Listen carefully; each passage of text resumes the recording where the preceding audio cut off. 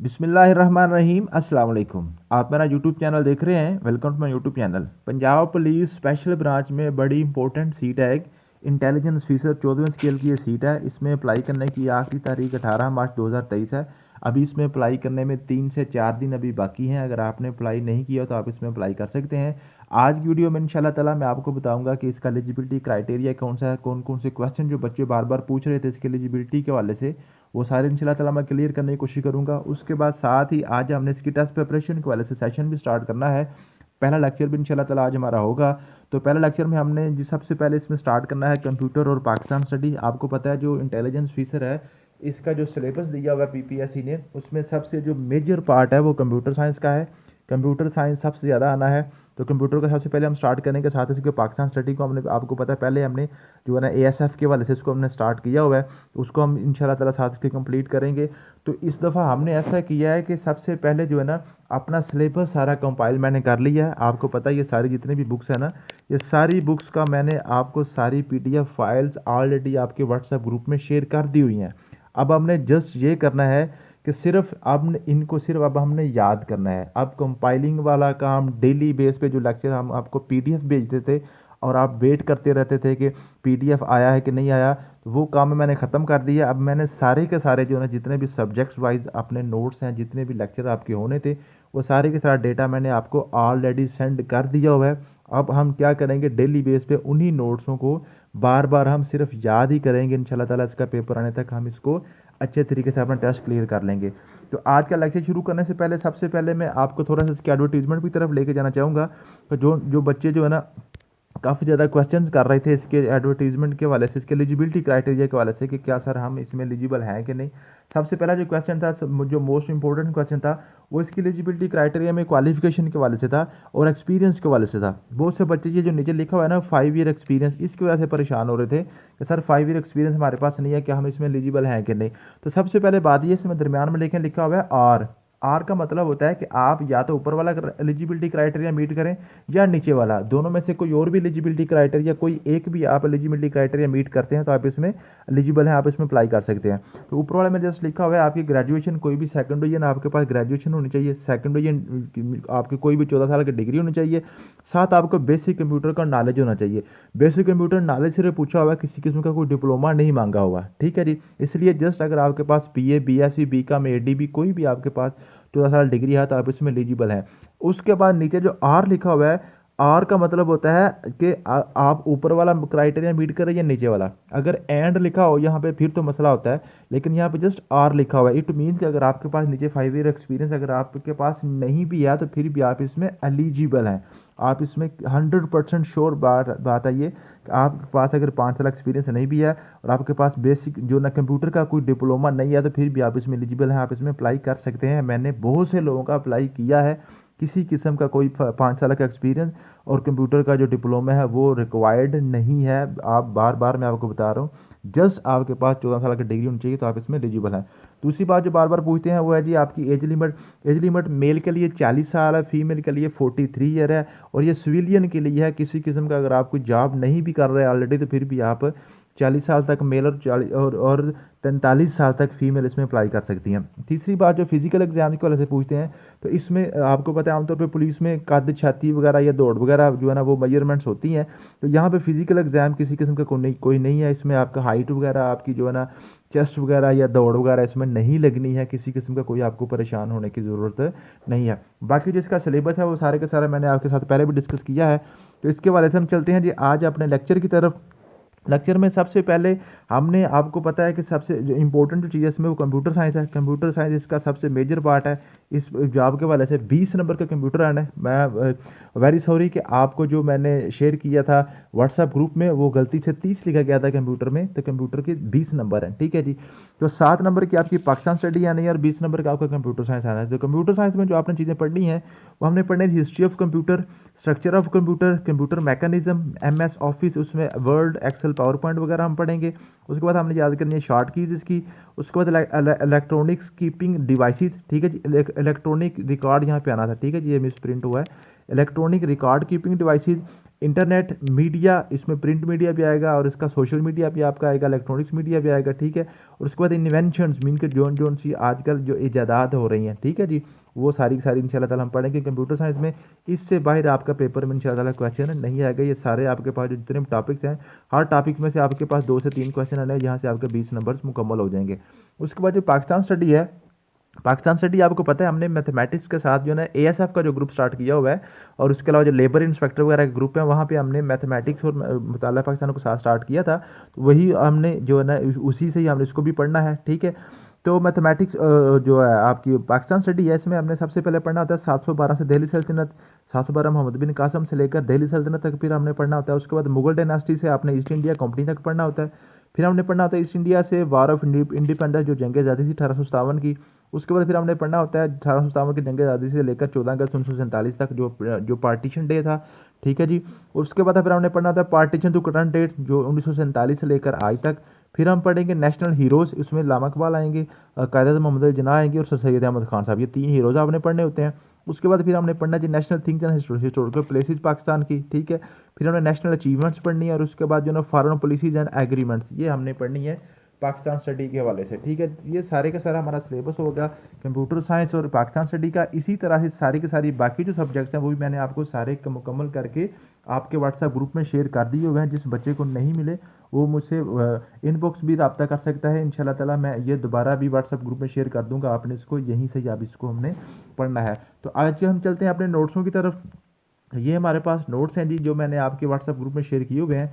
सबसे पहले मैं कंप्यूटर साइंस की फ़ाइल आपको दिखा देता हूँ। ये कंप्यूटर साइंस की फ़ाइल है, ये आपको मैंने 3-4 दिन पहले की आपके जो है ना व्हाट्सएप ग्रुप में शेयर कर दी हुई है। यहीं से अब हमने पढ़ना है, ठीक है जी।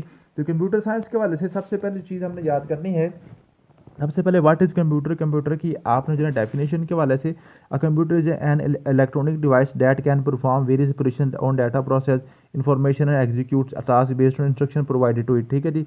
इसकी आपने डेफिनेशन देखनी है, ठीक है। इसमें से क्वेश्चन पूछ लेता है वो किसी का कंप्यूटर क्या है, ठीक है जी। कंप्यूटर जो है वो डिवाइस है, वो इलेक्ट्रॉनिक डिवाइस है, वो मैकेनिकल डिवाइस है, कौन सी डिवाइस है। फिर वो पूछ रहा था जो कंप्यूटर है वो क्या करता है, वो कंप्यूटिंग करता है, ठीक है जी। उसमें फिर क्या करता है, डाटा को प्रोसेस करता है। उसके बाद फिर आपने बात याद करनी है जो ना कंपोनेंट्स है कंप्यूटर, कंप्यूटर के कंपोनेंट्स कौन कौन से हैं। कंप्यूटर के कंपोनेंट्स में आपने सबसे पहले जो सेंट्रल प्रोसेसिंग यूनिट है इसका सीपीयू, इसको आपने अच्छे तरीके से याद करना है। पूछ लेता है वो ब्रेन ऑफ कंप्यूटर किसको कहते हैं, तो ब्रेन ऑफ कंप्यूटर जो है वो आपका सीपीयू है, ठीक है जी। और सीपीयू का आमतौर पे वो आपसे एब्रीवेशन भी पूछ लेता है, सेंट्रल प्रोसेसिंग यूनिट, ठीक है जी। उसके बाद जो ना कंप्यूटर के जो आपके पास हैं इसके जो कंपोनेंट्स हैं, ठीक है, उसमें इनपुट डिवाइसेस और आउटपुट डिवाइसेस हैं, ठीक है। इनपुट डिवाइसेस वो हैं जो जिसकी मदद से आप कंप्यूटर में डाटा डालते हैं, मीन के जो लिखते हैं जिस कंप्यूटर में, और आउटपुट डिवाइसेस वो हैं जहाँ से कंप्यूटर से डाटा आपका बाहर निकलता है, या आवाज़ निकलती है कंप्यूटर से, या प्रिंट वगैरह निकलता है। वो सारी सारी जो कंप्यूटर से आप चीज़ें बाहर निकालते हैं वो आपके क्या हैं जी, आउटपुट डिवाइसेस हैं, जिनकी मदद से बाहर आती है चीज़, और जिसकी मदद से कंप्यूटर के अंदर चीज़ आती है। जैसे आपका कीबोर्ड होता है या आपके पास माउस होता है, वो आपके पास क्या है जी, वो है जी इनपुट डिवाइसेस है। उसके बाद ये बड़ा इंपॉर्टेंट चीज़ होती है कंप्यूटर मेमोरी के वाले से। ये मेमोरी बहुत ही इंपॉर्टेंट है, इसमें से अक्सर क्वेश्चन पेपर में आ जाता है मेमोरी में। ये रैम और रोम और रैम, ठीक है जी। रैंडम एक्सेस मेमोरी, ठीक है जी, ये आपके पास जो है, और रीड ओनली मेमोरी, ये दो आपकी तरफ आपकी जो मेमोरीज हैं कंप्यूटर की, रैंडम एक्सेस मेमोरी और रीड ओनली मेमोरी, ये बड़ी इंपॉर्टेंट दोनों है। रैम कौन सी है, रैम वो मेमोरी होती है जो कंप्यूटर की शॉर्ट टर्म या टेम्परेरी होता है। जब कंप्यूटर बंद होता है तो साथ ये मेमोरी भी ख़त्म हो जाती है, मीन के जो भी टॉपिक आप पढ़ रहे होते हैं, जो देख रहे होते हैं या लिख रहे होते हैं, कंप्यूटर के बंद होने के साथ वो भी ख़त्म हो जाता है। वो आपकी कौन सी होती है, रैम होती है, रैंडम एक्सेस मेमोरी, ठीक है जी। इसको हम कहते हैं वोलाटाइल मीन के जो ख़त्म हो जाती है, ठीक है। और एक होती है रोम कहते हैं रीड ओनली मेमोरी, मीन्स के ROM is non volatile memory, ये नॉन वोलाटाइल होती है और ये कंप्यूटर के बंद करने से ख़त्म नहीं होती, ये बड़ी इंपॉर्टेंट चीज़ है। उसके बाद कैशे मेमोरी है जी, type of high speed memory that serves a buffer between CPU and RAM और सीपीयू के दरमियान जो बफर स्टेट में होती है वो आपकी क्या होती है, कैशे मेमोरी होती है। ये बड़ी इंपॉर्टेंट है, इसको आपने अच्छे तरीके से याद कर लेना है, ठीक है जी। उसके बाद आपके पास ये बाइनरी नंबर सिस्टम है ना जी, बाइनरी सिस्टम ये बड़ा इंपॉर्टेंट है। इसमें से क्वेश्चन लाजमी पेपर में पूछा जाता है। इस आपके पेपर में भी इंशाल्लाह ताला यहाँ से बाइनरी सिस्टम से एक पेपर में क्वेश्चन लाजमी आएगा, अभी से इसको आप नोट कर लें। बाइनरी नंबर सिस्टम क्या है, 0 और 1, ये दो नंबर हैं जो 2 डिजिट्स हैं जिनके ऊपर कंप्यूटर काम करता है, 2 डिजिट्स 0 और 1, ठीक है, जिनको हम कहते हैं बाइनरी। बाइनरी का मतलब होता है 2, ये 2 डिजिट्स के ऊपर कंप्यूटर काम करता है, ठीक है जी। और उसके बाद जो है ना जी, और कंप्यूटर का जो स्मॉलेस्ट यूनिट है वो आपका बिट होता है, एक बिट और 8 बिट्स, ये बड़ा इंपॉर्टेंट है, ये बड़ा इंपॉर्टेंट है।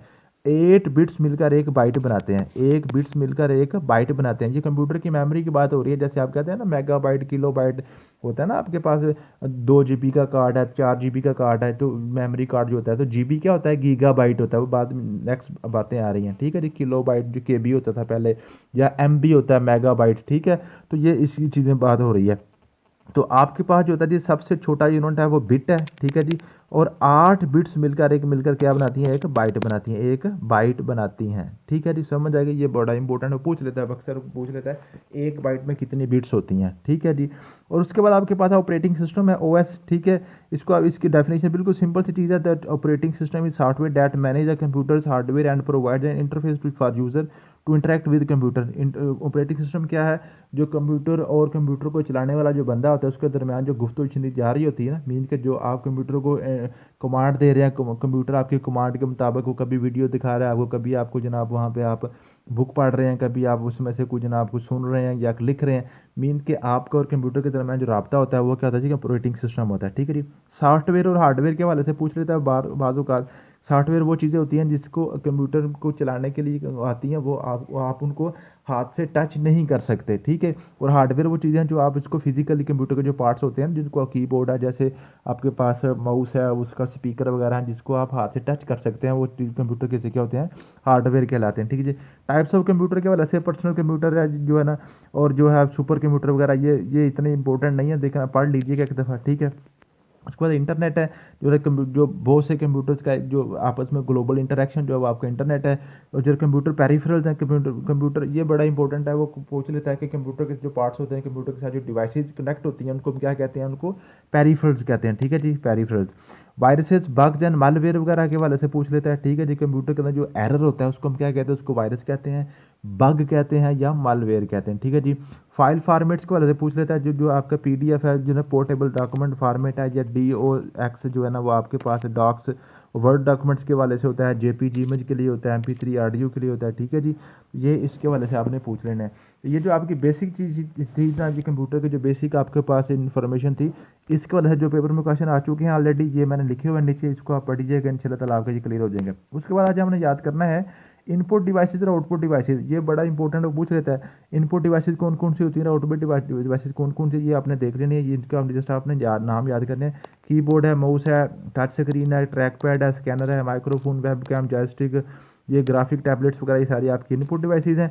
और आउटपुट डिवाइसेज जो है ना, मॉनिटर है, प्रिंटर है, speaker, headphone, projector, 3D printer, plotter वगैरह, ये सारी आपकी आउटपुट डिवाइसेज हैं। वो पूछ लेता है कि बताएं जो स्पीकर है वो क्या है, इनपुट डिवाइस है कि आउटपुट डिवाइस है, ठीक है। और कुछ डिवाइसेज ऐसी होती हैं जो इनपुट और आउटपुट दोनों के तौर पर काम कर रही होती हैं, जैसे आपके पास टच स्क्रीन मॉनिटर है, ठीक है, टच स्क्रीन से आप लिख भी रहे होते हैं, टच स्क्रीन से, और टच स्क्रीन से आपको नज़र भी आ रहा होता है, उसमें वीडियोस भी आप देख भी रहे होते हैं, ठीक है। ऑल इन वन प्रिंटर वगैरह, मॉडम वगैरह, ठीक है। ये चीज़ें आपकी ऐसी हैं जो इनपुट और आउटपुट दोनों तरह ये जो ना अपना काम करती हैं, ठीक है जी। उस पर कंप्यूटर पेरिफेरल्स हैं, कंप्यूटर पेरिफेरल्स क्या, कंप्यूटर के साथ जो चीज़ें अटैच होती हैं, वो कीबोर्ड है, माउस है, मॉनिटर, डिस्प्ले वगैरह है, ठीक है, जो प्रिंटर है, स्कैनर है, एक्सटर्नल हार्ड ड्राइव है, USB फ्लैश ड्राइव है, ये सारी चीज़ें वो हैं जो कंप्यूटर के साथ आप अटैच करके कंप्यूटर की एफिशिएंसी को बढ़ा लेते हैं, ठीक है जी। माइक्रोफोन है, हेडफोन है, स्पीकर है, ग्राफिक्स वगैरह, ये आपने देख लेनी है इंशाल्लाह ताला, इसमें से 1-2 क्वेश्चन लाजमी बन जाता है। और ये जो आपका टॉपिक था, इस टॉपिक वाले जितने भी आपके क्वेश्चन पेपर पास पेपर में आ चुके हैं, वो मैंने क्वेश्चन लिखे हुए हैं, इनको आप पढ़िएगा, इंशाल्लाह ताला आपके सारे क्वेश्चन क्लियर हो जाएंगे। उसके बाद जो आपके बात याद करना है वो वर्किंग ऑफ कंप्यूटर है। कंप्यूटर वर्किंग किस तरह से करता है, प्रोग्रामिंग है, एल्गोरिथम है, ऑपरेटिंग सिस्टम है, डाटा स्ट्रक्चर है, बाइनरी कोड, ये सारी मैंने ऊपर आपको बता दी हैं, ऑपरेटिंग सिस्टम वगैरह, बाइनरी कोड वगैरह, हार्डवेयर, सॉफ्टवेयर, कंपाइलर वगैरह, ठीक है। तो ये चीज़ें आपने इसको इंटरप्रेटर, ये कंपाइलर और इंटरप्रेटर ये बड़े इंपॉर्टेंट है दोनों, इसको आपने अच्छे तरीके से पढ़ लेना, इसमें से पेपर में अक्सर क्वेश्चन पूछा जाता है, ठीक है जी। उसके बाद कंप्यूटर लैंग्वेज के वाले से हैं, ठीक है जी। कंप्यूटर लैंग्वेज जो है ना, मशीन लैंग्वेज, असेंबली लैंग्वेज, और फोर्ट्रान, कोबोल, बेसिक और थर्ड जन, जो ये सारी चीज़ आपने जो है ना, इसको आपने सी जो लैंग्वेज और C++ ये वाली चीज़ आपने देख लेनी है इंशाल्लाह ताला। ये बड़ी इंपॉर्टेंट है, इसको आपने अच्छे तरीके से कंप्यूटर लैंग्वेज के वजह से क्वेश्चन एक दफ़ा पेपर में लाजमी पूछ लिया देता है। ठीक है जी, समझ आ गई है। तो सबसे पहले आपने करना जी machine language. Machine language is lowest level of programming and consist of binary code. इसमें से वो पूछ लेता है कि बताएं जी लोअर लेवल की मशीन लैंग्वेज कौन सी और हायर लेवल की लैंग्वेज कौन सी है। तो इसके वजह से मैंने एक लाइन लिखी हुई है, my academy fulfills COBOL BASIC and language. ठीक है जी, my academy fulfills COBOL BASIC and C languages. तो ये आपने एक लाइन याद कर लेंगे तो आपको पता चल जाएगा कि सबसे छोटी जो सबसे लोअर लेवल की है वो माई से मुराद क्या है जी, मशीन लैंग्वेज। ठीक है जी, academy A for assembly language. ठीक है जी, फुलफिल एफ फॉर फोर्ट्रान। ठीक है जी, एफ फॉर फोर्ट्रान। ठीक है जी, उसके बाद जो है ना COBOL BASIC and C language, वो तो लैंग्वेज का नाम ही है। तो यहाँ से आप एक तरतीब इनकी याद कर सकते हैं। तो बेसिक लैंग्वेज कौन सी है, अपर लेवल की कौन सी है, उससे अपर लेवल की कौन सी है, तो वो पूछ लेता है कि बताएं जी इनमें से जो है ना हायर लेवल की कौन सी है, कोबोल है कि असेंबली लैंग्वेज है। ठीक है, ये आपने याद कर लेना इंशाल्लाह ताला, यहाँ से आपको क्वेश्चन एक दो पूछ लेगा। उसके बाद आपने याद करना है जी computer storage units. Computer storage units जो है ना ये बड़े इंपॉर्टेंट है। B N byte kilometre go to pace, ये मैंने एक लाइन लिखी हुई है। ठीक है जी, B N byte, B for binary number, N for nibble, byte आपको मैंने पहले भी बताया सबसे छोटा बाइनरी है। ठीक है जी, 0 और 1। ठीक है, निबल होता है जो 4 बिट्स मिलकर एक निबल बनाता है और 8 बिट्स मिलकर एक बाइट बना देता है। ठीक है जी, उसके बाद आ जाता है किलो। किलो किलो किलो से क्या मुराद है, किलो से मुराद है आपके पास 1000 बाइट्स, 1000 या 1024, असल 1024 होता है। ठीक है जी, 1024 बाइट्स मिल जाएंगे तो आपके पास क्या बनेगा, किलो बाइट्स बनेगा। ठीक है, और 1024 किलो बाइट्स मिल जाएंगे तो आपके पास क्या बनेगा, मेगा बाइट्स बन जाएगा। और 1024 मेगा बाइट्स मिल जाएंगे तो आपके पास बनेगा गीगा बाइट्स, जिसको हम जीबी कहते हैं। और 1024 आपके पास गीगा बाइट्स मिल जाएंगे तो आपके पास बनेगा टीरा बाइट्स। ठीक है जी, उसको टेरा बाइट्स पढ़ लेते हैं, टीरा बाइट पढ़ लेते हैं, जो आप मर्जी पढ़ लें। ठीक है, उसके बाद आपके पास 1024 टीराबाइट मिल जाएंगे तो आपके पास एक्साबाइट बन जाएगा ईबी। अगर आपके पास 1024 आपके पास एक्साबाइट मिल जाए तो आपके पास बनेगा जीटाबाइट जीबी, जीटाबाइट जीबी। ठीक है जी, तो ये आपने सिर्फ 1024 1024 का फिगर आपने याद करना है। बाकी ये आपने ये लाइन याद कर लें, B N byte kilometre go to pace. ठीक है जी, B for binary, N for nibble, byte से बाइट है, के एफ से किलो, एम से मेगा, जी से गीगा, टी से टीरा। ठीक है जी, ये सारी आपने याद कर लेनी है। इस तरह से आप इसको लेकर चलेंगे। ठीक है जी, तो ये बड़ी इंपॉर्टेंट है, इसको आपने अच्छे तरीके से याद कर लेना है। ये आपकी जो कंप्यूटर स्टोरेज यूनिट्स हैं ये बड़े इंपॉर्टेंट है, इसमें क्वेश्चन लाजमी एक दो पूछ लेता है। उसके बाद आपके पास कंप्यूटर स्टोरेज डिवाइसेज हैं। ये ऊपर हमने यूनिट्स पढ़े हैं, नीचे हमने इसकी डिवाइसेज पढ़नी है। तो जो है ना यूएसबी फ्लैश ड्राइव। ठीक है जी, ये इसको हम सीरियल बस ड्राइव भी कहते हैं। ठीक है, उसके बाद एक्सटर्नल हार्ड ड्राइव है, सॉलिड स्टेट है, इंटरनल हार्ड डिस्क है, सॉलिड स्टेट ड्राइव है, माइक्रो कार्ड है आपके पास, एसडी कार्ड है। ठीक है जी, तो ये आपने SD card secure digital card इसकी वो ये पूछ लेता है आपसे, ये इसके एब्रीवेशन भी पूछ सकता है। ठीक है जी, तो ये आपके पास है डीवीडी, ये बड़ा इंपॉर्टेंट है, अक्सर मैंने देखा है इसके कि वो पूछ लेता है। एक तो वो डीवीडी जो है ना, डीवीडी डिजिटल वर्सटाइल डिस्क, ये इसकी वो एब्रीवेशन पूछ लेता है, या पूछ लेता है कि डीवीडी की कैपेसिटी कितनी है, जो कितना डाटा वो आपन में स्टोर कर सकती है, 4.7 GB का। ठीक है जी, मैग्नेटिक टेप वगैरह, क्लाउड स्टोरेज, इनके वाले जो भी क्वेश्चन पूछे जाते हैं पेपर में, ये मैंने नीचे पास पेपर क्वेश्चन लिखे हुए हैं, इसको आप पढ़ेंगे तो आपको इंशाल्लाह ताला मजीद ये क्लियर हो जाएगा। उसके बाद आपके पास है जी, ये यहाँ तक आपके पास हो गए हैं तकरीबन, यहाँ पे का आपके पास 13 पेजेस हो गए हैं, 13 पेजेस। ठीक है जी, उसके बाद मेरे ख्याल में यही आपके पास काफ़ी है आज के लिए। तो पहले 4 लेक्चर जो है ना ये आपने यहाँ तक करने हैं।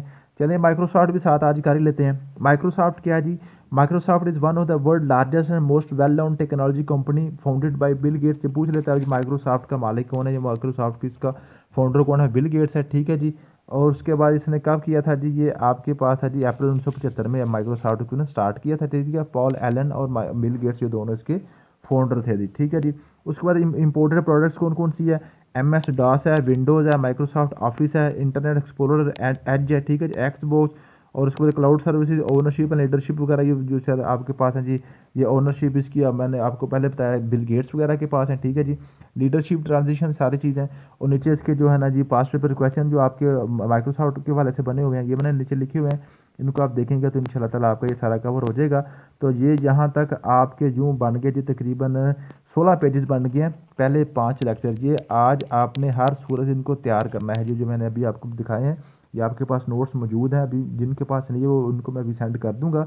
तो ये 5 लेक्चर आपने अच्छे तरीके से याद करने हैं लाजमी। कल इंशाल्लाह ताला 9 बजे नमाज तरावी से फ़ारग होकर इंशाल्लाह ताला इसका मैं टेस्ट रखूँगा। तो आपने टेस्ट में ज़रूर क्लियर होना है, इसको आप कोशिश करें। शार्ट टाइम में अब हमने थोड़ा सा स्पीडली काम करना है, तो आप इसको याद करेंगे। उसके साथ अब हमने याद करना है जो है ना, इसको जो हमने स्टार्ट करना है वो हमने करना है जी पाकिस्तान स्टडी को। पाकिस्तान स्टडी का भी ये सारे के सारा जो लेक्चर है, ये जो आपके पास पीडीएफ नोट्स हैं आपको पहुंच चुके हैं, जो अभी आपको मैं दिखाने लगा हूँ, ये मैंने आपको पहले दे दिए हुए हैं। ठीक है जी, इनके आपने जो है ना, ये सबसे पहले हमने याद करना है जो आपके पास हीरोज़ है ना, हीरोज़ पाकिस्तान के 3 हीरोज़ जो उनके हवाले से अक्सर पेपर में पूछा जाता है, वो कायदे मोहम्मद अली जिन्ना, डॉक्टर अल्लामा मोहम्मद इकबाल और सर सैयद अहमद खान। इनके हवाले से बड़ा इंपॉर्टेंट क्वेश्चन 2 से 3 क्वेश्चन आपके हमेशा बन जाते हैं। ठीक है जी, जैसे सबसे पहले मोहम्मद अली जिन्ना, कायदे मोहम्मद अली जिन्ना रहमतुल्लाह अलैह का आपने सबसे पहले पीरियड ऑफ लाइफ ये कब पैदा हुए और जनाब कब हो तो हुए, कहाँ पे पैदा हुए, हवेली में, वजीर मेंशन। ठीक है जी, वजीर हवेली में पैदा हुए थे। फादर का नाम क्या था, मदर का नाम क्या था, केस क्या थी, सिबलिंग्स क्या थी, और जो ना जो ये वाइफ्स वगैरह, ये आपने अच्छे तरीके से याद करनी है। ये लाजमी पेपर में पूछा जाता है, बार बार पेपर में पूछा जाता है। ये जो है ना आपके पास होता है ना मिठी बाई, और यहाँ पे जो नीचे उनकी वाइफ्स है ना एमी बाई, इनमें से वो अक्सर पूछ लेता है। और यहाँ पे बच्चे जो है ना डबल माइंड हो जाते हैं कि एमी बाई और मिठी बाई जो है ना, इन दोनों में से जो है ना समझ नहीं आती। और रतन बाई, ठीक है, रतन बाई, एमी बाई और मिठी बाई, इनमें से समझ नहीं आती। वहाँ पे जाकर बच्चे डबल माइंड हो जाते हैं कि इनमें से वालदा कौन सी है और इनमें से वाइफ कौन सी है। तो इसको आप जस्ट ये याद रखना, मिठी, मिठी कहते हैं पंजाबी में, स्वीट को कहते हैं ना मीठा। ठीक है जी, तो मिठी बाई मीन्स के स्वीट मॉम।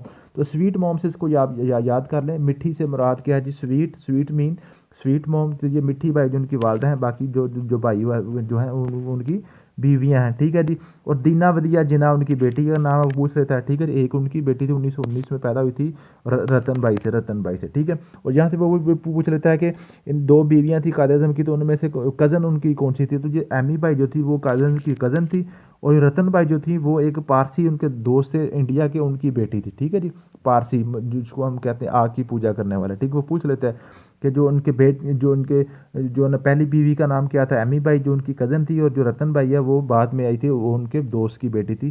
ठीक है जी, वो एमी बाई की वफात के बाद इनको ये शादी की थी। ठीक है जी, आखिरी दिन आपने ज़ियारत में गुजारे थे, और आपका मज़ार जो कराची में है। बाकी आपकी एजुकेशन कहाँ से कैसे कैसे हुई है मैंने सारी लिखी हुई है, इसको आप पढ़ेंगे तो इंशाल्लाह ताला आपको याद हो जाएगा सारा। और टाइटल ऑफ जना, जना के टाइटल्स वगैरह, जना कायदे आज़म ये कब मिला था। ठीक है जी, फादर ऑफ नेशन का टाइटल कब मिला था, किसने दिया था। जो ना knight commander of order of Indian empire, ये कब उनको मिला था। ठीक है जी, उसके बाद member of imperial legislative council, president of international Congress. ठीक है जी, निशान पाकिस्तान, ये सारे कायदे आज़म रहमतुल्लाह को कब मिले हैं, ये मैंने लिखे हुए हैं, इनको आप याद कर लीजिएगा। इंशाल्लाह ताला आपके पास ये सारे का सारा कवर हो जाएगा। कैरियर आपका कैसे था, कैसे कैसे आप जनाब जब आपने सियासत में कैसे कदम रखा था, कब आपने वकालत की थी, ये सारी चीज़ें लिखी हुई हैं, इसको आप पढ़ेंगे तो आपको सारा कवर हो जाएगा। डॉक्टर अल्लामा मोहम्मद इकबाल साहब हैं, उसके बाद इनका पीरियड ऑफ लाइफ आपने याद करना है 9 नवंबर 1877 से आप ये जो ना 21 अप्रैल 1938 तक आपकी लाइफ पीरियड है। शेख नूर मोहम्मद इनके वालिद का नाम है, इमाम बीबी वालदा का नाम है, शेख कश्मीरी इनके जो कास्ट थी। ठीक है जी, 2 इनके भाई थे, शेख अता मोहम्मद और इकबाल। ठीक है जी, 2 भाई थे, और उसके बाद जना 4 सिस्टर थी, तालिब बीबी, करीम बीबी, फातिमा बीबी, जैनब बीबी। ठीक है जी, 3 इनकी बीवियाँ थी, करीम बीबी, मुख्तार बेगम और सरदार बेगम।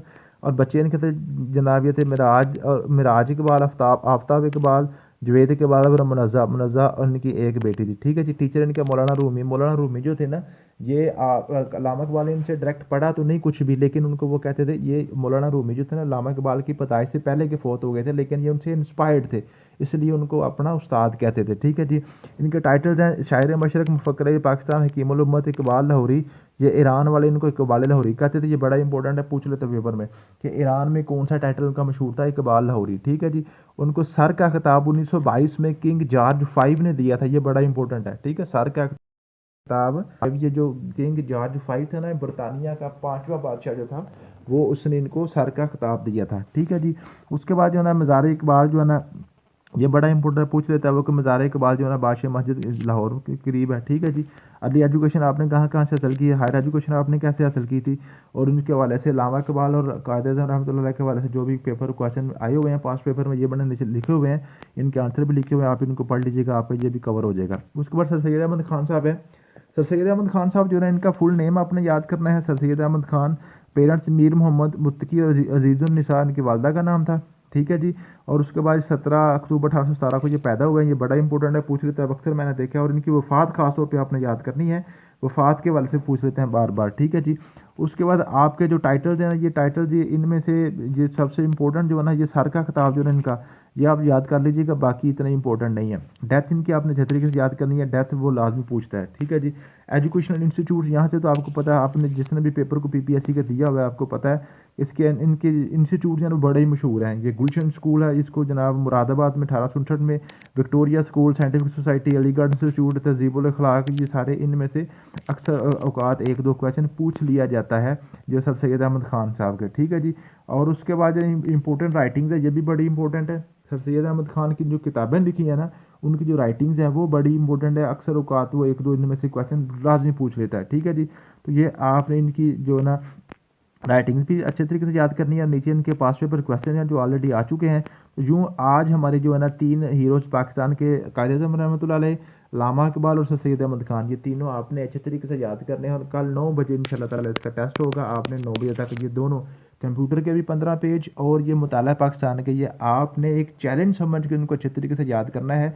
और कल 9 बजे इसका टेस्ट होगा। उसके बाद इंशाल्लाह ताला हम मोहम्मद बिन कासिम से स्टार्ट करेंगे। ये नेक्स्ट मैंने आपको बताया हुआ है, हम उर्दू में याद करते हैं, क्योंकि जो मुताला पाकिस्तान है उर्दू में अगर हम पढ़ें तो अच्छे तरीके से हमें याद जल्दी हो जाता है। इंग्लिश में पढ़ें तो थोड़ा सा मुश्किल होता है। पेपर आपका इंग्लिश में ही आना है, लेकिन कंसेप्ट हम उर्दू में क्लियर करते हैं ताकि हमारा टाइम बच जाए, ठीक है जी। तो कल से हम इंशाल्लाह ताला मोहम्मद बिन कासिम से आगे फिर इसको मूव ऑन करेंगे। तो आज आपने ये 3 करने हैं और बाकी अपने कंप्यूटर साइंस करना है। तो कल इंशाल्लाह ताला इसका टेस्ट होगा। थैंक यू सो मच, मिलते हैं नेक्स्ट वीडियो में। अल्लाह हाफिज़।